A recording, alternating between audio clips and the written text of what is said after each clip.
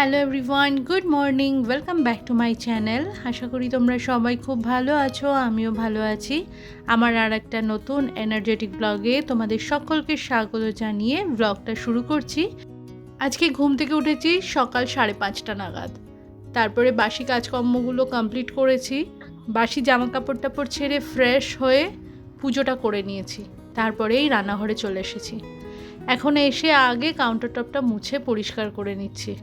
প্রত্যেক দিন রাত্রিবেলাতে গুছিয়ে গেলেও পরিষ্কার করে গেলেও সকালবেলাতে রান্নাবান্না শুরু করার আগে রান্নাঘরটা যদি ভালো করে একবার মুছে না নিই তাহলে কাজকর্ম করতে ভালো লাগে না। কারণ কাজ করতে গেলে একটু আধটু এদিক ওদিক ছড়িয়ে ছিটিয়ে যাই। কড়াই থেকে কোনো সবজি তুলতে হোক, কিংবা সবজি কাটার সময় চপিং বোর্ড থেকে পড়ে যাওয়া হোক, বা খাবার সার্ভ করার সময়তে হোক, যে কোনো মুহূর্তেই খাবার দাবার আমাদের পড়ে যেতে পারে। তখন কি হয়, সেটা আমাদেরকে ফেলে দিতে হয়। কিছু কিছু খাবার যদি শুকনো অবস্থাতে থাকে তাহলে কিন্তু ওটা আমরা ব্যবহার করতেই পারি। যেমন কোনো কন্টেনার রিফিল করছি, কোনো মশলা হয়তো একটু হাতটা কেঁপে গিয়ে কন্টেনারের বাইরে পড়ে গেল, বা মুড়ির কৌটোতে মুড়ি ঢালছি, বিস্কিট ঢালছি, কিছু পড়ে গেলে পরে যদি কাউন্টার টপটা মোছা না থাকে তাহলে ওই জিনিসগুলো কিন্তু আমাদেরকে ফেলে দিতে লাগে। সে কারণেই রাত্রিবেলাতে যতই পরিষ্কার করা হোক না কেন, সকালবেলাতে উঠে ভালো করে মুছে পরিষ্কার করে নিতে হয়। গতকালকে তো রান্নাবান্না কিছুই করিনি, আমি একা ছিলাম বাড়িতে। তো ওই বিরিয়ানি আনা হয়েছিল, বিরিয়ানি খেয়েছিলাম দুপুরে আমি। আর ওই 2 প্লেট বিরিয়ানিতে যা ছিল রাত্রিবেলাতে আমি আর মামাম খাবার পরেও এখনও অনেকটাই রয়ে গেছে। যে বাবু রামপুরহাট গেছিলো সেটা তো তোমাদেরকে বলেইছিলাম। আর এই সকালবেলা 7:30 পৌনে 8টা নাগাদও বাড়িতে এসে গেছে। আর সকালবেলা জল খাবারে ও ভাত খাবে বলল। এখনও স্নান টান করছে, ফ্রেশ হয়ে নিচ্ছে। এমনিতেই তো বাড়িতে থাকলে পরে ও সকালে জলখাবারে ভাত খাওয়াটা পছন্দ করে।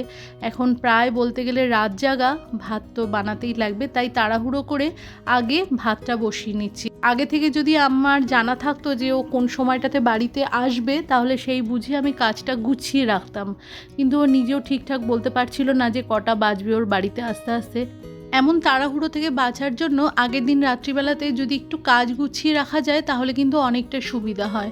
সকালবেলাতে যে বাবু এসে জলখাবার খাবে না একেবারে দুপুরের খাবারের সময়তে আসবে, সেটা তো আগে থেকে ও বলতে পারছিল না, আমিও বুঝতে পারছিলাম না। তাই জন্য গতকাল রাত্রেই আমি কিছুটা কাজ গুছিয়ে রেখেছিলাম। উচ্ছে কেটে ভালো করে ধুয়ে টুয়ে নিয়ে রিং রিং করে কেটে লবণ হলুদ মাখিয়ে ফ্রিজে রেখে দিয়েছি। ডিপ ফ্রিজ থেকে মাছ বের করে সবজি দিয়ে একেবারে মাছের ঝোল বানিয়ে রেডি করে রেখেছি। আর এইখানে আমি ওই চাল ধোয়া জলটা একেবারে গাছের গোড়াতে দিয়ে দিলাম। ছোট্ট ছোট্ট টমেটো গাছের চারা বেরিয়েছে, পাখি এসে সমানে ওই টব থেকে একটা একটা করে চারা তুলে ফেলে দিচ্ছে। তাই জন্য ওই পাখির হাত থেকে বাঁচার জন্য দুটো কালো প্লাস্টিক লাগিয়ে রেখেছি। জানি না কাজ হবে কি না, তো লাগিয়ে তো রেখেছি, যদি গাছগুলোকে একটুখানি বাঁচানো যায়। মোটামুটি কিছুটা কাজ আয়ত্তের মধ্যে এনে 1 গ্লাস গরম জল করে নিলাম। সকাল থেকে এখনও অবধি গরম জল আমার খাওয়া হয়নি। মামামকেও দিয়েছি, নিজেও খেয়েছি, সাথে আমন্ড বাদাম। আর বাবু আজকে ওইসব কিচ্ছু খাবে না, একেবারে ওকে ভাতটা দেবো বললো। বেশ খিদেও পেয়ে গেছে। আগে ওয়াশিং মেশিনটাও চালিয়ে দিলাম, ওর যে সমস্ত জামা কাপড় ছিল সবটা দিয়েছি, আর আমারও জামা কাপড় কিছুটা জমেছিল। ভাতটা এখানে হয়ে গেছে, ভাতটা উপর দিয়ে দিচ্ছি। আর উচ্ছেটাও রুম টেম্পারেচারে চলে এসেছে এখন, লবণ হলুদ মাখানোই আছে, ভাজা হতে খুব একটা বেশি সময় লাগবে না। বাবু আবার একটুখানি কড়া ভাজা খেতে ভালোবাসে, তাই গ্যাসটা সিম করে রেখে আস্তে আস্তে আমি ভেজে নিচ্ছি। এবারে আমি ঘরে চলে এসেছি। সকাল থেকে চুল টুলগুলো আঁচড়ানো হয়নি, ভালো করে মাথাটা আঁচড়ে নিয়ে একটু সানস্ক্রিনটা লাগিয়ে দেব। আর সকালবেলাতে তো যখন ব্রাশ ট্রাশ করেছি, ফ্রেশ হয়েছি, তখন তো ফেস ওয়াশ দিয়ে ভালো করে মুখটা ধুয়েছিলাম। তারপরে ঘরে এসে টোনারটা লাগিয়েছি, কিন্তু সানস্ক্রিনটা আর লাগানো হয়নি। এবারে সানস্ক্রিনটা লাগিয়ে ভালো করে চুলটা আঁচড়ে নিয়ে সংসারে বাকি কাজকর্মগুলো করব। রান্না বান্না নেই তো কি হয়েছে, রান্না ছাড়াও আমাদের সংসারে কিন্তু প্রচুর কাজ থাকে, যেগুলো হয়তো বা হিসাব বহির্ভূত। কেউ কোনোদিনও হিসাব চায়ও না, আর এই হিসাব কিন্তু কখনো কাউকে দেওয়াও যায় না। দীর্ঘদিনের সংসার জীবন একটা বড়সড় সাধনা বলতে পারো। দীর্ঘদিন এই সংসার জীবনের অভিজ্ঞতা জড়ো করতে করতে পরিস্থিতি কিভাবে সামলাতে হয় সেগুলো কিন্তু একটা সময়ের পর কোনো গৃহিণীকেই শিখিয়ে দিতে লাগে না। কিছুটা পরিস্থিতি, কিছুটা অভিজ্ঞতা, সবেতেই কিন্তু একজন গৃহিণী দীর্ঘদিন সংসারের পথ ধরে চলতে চলতে একদম পাকাপোক্ত হয়ে যায়। এটা আমি শুধু আমার কথা বলছি না, আমার মতো আমি সব গৃহিণীদের উদ্দেশ্যেই বলছি।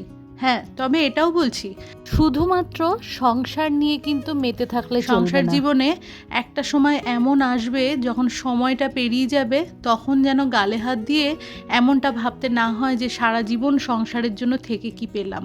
সেই জন্য সময় থাকতে থাকতে নিজের যত্ন, নিজেকে ভালোবাসা, নিজের খেয়াল রাখা, এগুলো কিন্তু করতেই লাগবে। আসল ব্যাপারটা হচ্ছে সংসারের সাথে সব কিছু ব্যালেন্স করে চলতে লাগবে। ঘরে চলে এসেছি সানস্ক্রিনটা লাগাতে। সংসারে কাজের চাপে যদি নিজের খেয়াল করতেই ভুলে যাই, তাহলে আমি ভালো থাকবো কেমন করে? আর আমি ভালো না থাকলে পরিবারের সকলের মানুষের খেয়াল রাখবো কেমন করে? যাই হোক, সকাল সকাল অনেকগুলো মনের কথা তোমাদের সাথে শেয়ার করে ফেললাম। গরম গরম ভাত, কড়া করে উচ্ছে ভাজা আর একটুখানি ঘি দিয়ে বাবুকে আগে খাবারটা সার্ভ করে দিচ্ছি, কারণ ওর প্রচণ্ড খিদে পেয়েছে। মাম্মামও ফ্রেশ হয়ে নিয়েছে, এবারে আমি আর মাম্মাম খেয়ে নেব। এই মুহূর্তে সকাল 10:30 মতো বাজে। বাবু জলখাবার খেয়ে বেরিয়ে গেছে, আর মামাম ওই ঘরে ওর কোনো বন্ধুর সাথে ফোনে গল্প করছে। তো যাই হোক, আমি চলে এসেছি ঘরদোরগুলো গোছাতে। বিছানাপত্রগুলো তো ওলট পালট হয়ে আছে, সেটা সকাল সকাল না গুছিয়ে ফেললে পরে ঘরটা দেখতে একদম ভালো লাগে না। আর এর আগে আমার একদম হয়ে ওঠে না। সকালবেলায় যদি আমি এদিকে বিজি হয়ে যাই, তাহলে রান্নাঘরের ওই দিকটাতে আমার কাজে অনেকটা দেরি হয়ে যাবে। তো আমি ওই জন্য যেভাবে প্রত্যেক দিন করি সেইটাই মেনটেন করার চেষ্টা করি। এরই সাথে আমি আগের দিনের ভিডিওর কিছু কমেন্টস পড়ে নিচ্ছি। আগের দিনের ভিডিওতে মামুন মালাকার, তুমি কমেন্টসের মাধ্যমে লিখেছো যে দিদি রোজ ভিডিও দেখি, বেশ ভালো লাগে। খুব খুশি হলাম শুনে, জানো তো। থ্যাংক ইউ মামুন, পাশে থাকার জন্য। জুই মজুমদার, তুমি কমেন্টের মাধ্যমে জানিয়েছো দিদি তোমার ব্লগগুলো দেখতে ভীষণ ভালো লাগে, ব্লগগুলো আরেকটু বড় করো, তোমার কথা শুনতে খুব ভালো লাগে। থ্যাংক ইউ জুই আমার পাশে থাকার জন্য, আর ভীষণ খুশি হলাম তোমার কমেন্টটা পড়ে। আসল কথা কি জানো তো, ব্লগগুলো যে বড় করব, আমি সংসারে প্রতিদিন যে সমস্ত কাজকর্মগুলো করি সেগুলোই ব্লগের মাধ্যমে তোমাদের সাথে শেয়ার করি। কোনো দিন যদি সংসারে কাজ বেশি থাকে তাহলে সেটাই শেয়ার করি, আর যদি কম থাকে তাহলে সেটাই শেয়ার করি। অহেতুক ব্লগ বানাচ্ছি বলে যেটা আমি সংসারে করি না এমনটা এক্সট্রা করে কিছু দেখিয়ে ব্লগটাকে বড় করা বা ব্লগ বানানো, এই জিনিসটা আমি একদমই করি না। যেদিন আমি যেমন কাজ করি সেটাই ব্লগের মাধ্যমে তোমাদের সাথে শেয়ার করি। তবে তুমি যে আমাকে কথাটা বলেছো সেটা আমি অবশ্যই মনে রাখবো আর নিশ্চয়ই চেষ্টা করব। এলিয়ার গৃহকোণ চ্যানেল থেকে আমাকে জানানো হয়েছে যে ব্লগটা ভীষণ ভালো লেগেছে। থ্যাংক ইউ বন্ধু আমার পাশে থাকার জন্য, তোমার অমূল্য সময় দিয়ে তুমি যে আমার ব্লগটা দেখছো তার জন্য আমি ভীষণ খুশি।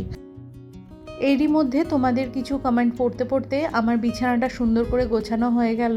আর সকালবেলাতে গায়ে দেওয়ার যে চাদরটা, সেটা কোনো রকমে ভাঁজ করে রাখা ছিল, সেটা এখন ঠিকঠাক করে ভাঁজ করে নিলাম। চাদরগুলো যদি একদম সমান সমানে ভাঁজ না হয় ভীষণ অগোছালো লাগে দেখতে, তাই জন্য আবার ওই ভাঁজ করা চাদরটাকে খুলে নিয়ে আমি ঠিকঠাক করে ভাঁজ করে পাতিয়ে বালিশের নিচে রেখে দিলাম। এবারে আলমারিটা আমি ডাস্টিং করে নিচ্ছি। আর তোমরা যে সকল আমার নতুন বন্ধু এতক্ষণ পর্যন্ত আমার এই ব্লগটি দেখছো, আমার এই ব্লগের কোথাও যদি কিছু ভালো লেগে থাকে তাহলে চ্যানেলটি সাবস্ক্রাইব করে তোমরা আমার পাশে থাকতে পারো। আর তোমরা যারা অলরেডি এই কাজটি করে ফেলেছো তোমাদের সকলকে জানাই অসংখ্য ধন্যবাদ। ইসলামিক ভিডিও চ্যানেল থেকে বন্ধু আমাকে কমেন্টের মাধ্যমে জানিয়েছো আপু নাইস শেয়ারিং। থ্যাংক ইউ বন্ধু আমার পাশে থাকার জন্য, অসংখ্য ধন্যবাদ, অনেকটা ভালোবাসা তোমার জন্য। তোমাদের প্রত্যেকের এই মিষ্টি মিষ্টি কমেন্টগুলো আমাকে এতটা বেশি মোটিভেট করে সেটা আমি ভাষায় বোঝাতে পারবো না। তোমরা তো আমাকে দেখতে পাও, কিন্তু আমি তো তোমাদেরকে দেখতেও পাই না।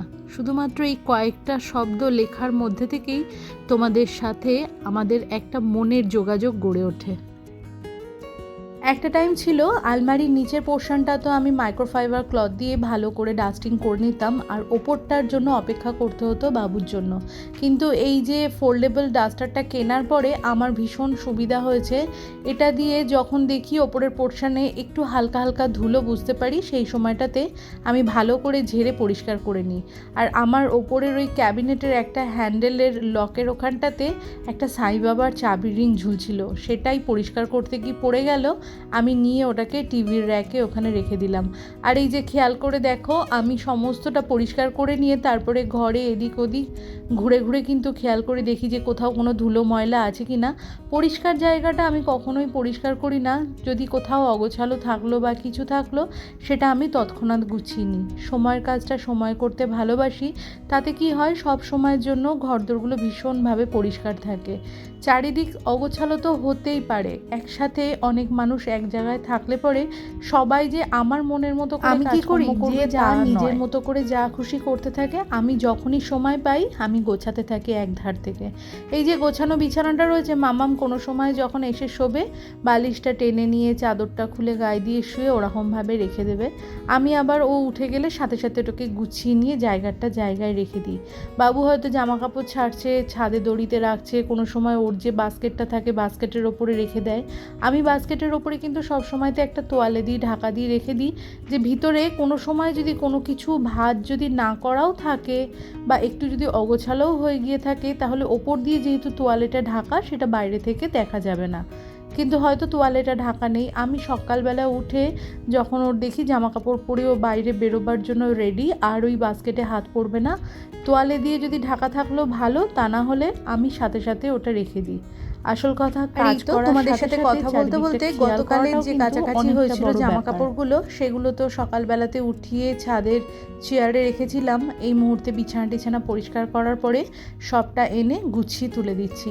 এই জামা কাপড়গুলো যদি এই মুহূর্তে ভাঁজ না করে ফেলে রাখতাম, বিকালে করব কি আগামীকাল করব, তাহলে দেখবে তখন আর ইচ্ছা করতো না। সেই জন্য আমি সব সময় ব্লগের মাধ্যমে বলে থাকি যে সময়ের কাজটা সময় করা কিন্তু ভীষণ জরুরি। একবার ফেলে রাখলেই কাজটা যদি জমে যায়, পরক্ষণে কিন্তু আর করতে ইচ্ছা করে না, তখন মনে হয় যে না থাক বিকালে করব, আবার বিকালে মনে হবে এখন একটু টিভিটা দেখি বা এখন একটু অন্য কাজ করি, এটা কালকে সকালে ভাঁজ করব।